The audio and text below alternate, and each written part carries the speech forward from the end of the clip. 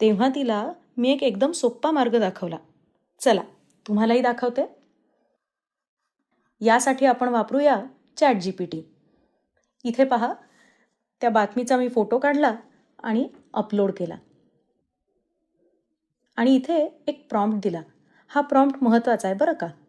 तो म्हणजे मी तिथे लिहिलं की ही इंग्रजी बातमी आहे, ती मला सोप्या आणि स्पष्ट मराठीत भाषांतरित करून द्या. पण खरा मुद्दा पुढेच आहे. महत्त्वाचं वाक्य आहे की कृपया काहीही गाळू नका आणि तुमचं स्वतःचा काहीही स्वतःहून त्यात जोडू नका.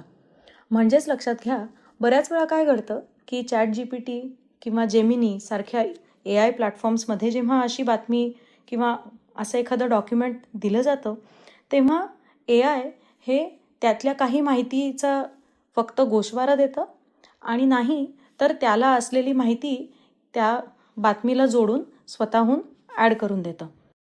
आता असं नको आहे, म्हणूनच मी इथे लिहिलं की काहीही गाळू नका आणि तुमचं स्वतःचं काहीही स्वतःहून जोडू नका. मग आता बघूया काय घडतंय. ChatGPTने आता मला इंग्रजी बातमीचं भाषांतर करून दिलंय. वाचल्यावरती माझ्या लक्षात येतंय की खरोखरीच सोपी आणि स्पष्ट मराठी भाषा इथे वापरली आहे. आणि नीट विचार केल्यावरती लक्षात आलं, विद्यार्थिनींना ज्या भाषेत समजावून सांगितलं जावं, अगदी तशाच पद्धतीची भाषा ChatGPTने वापरलेली आहे. आणि महत्त्वाची गोष्ट म्हणजे त्याने स्वतःची कुठलीही इतर माहिती यात जोडलेली नाही आहे आणि नाही या बातमीतले कुठलेही महत्त्वाचे मुद्दे गाळलेले आहेत. आहे ना हे सोपं?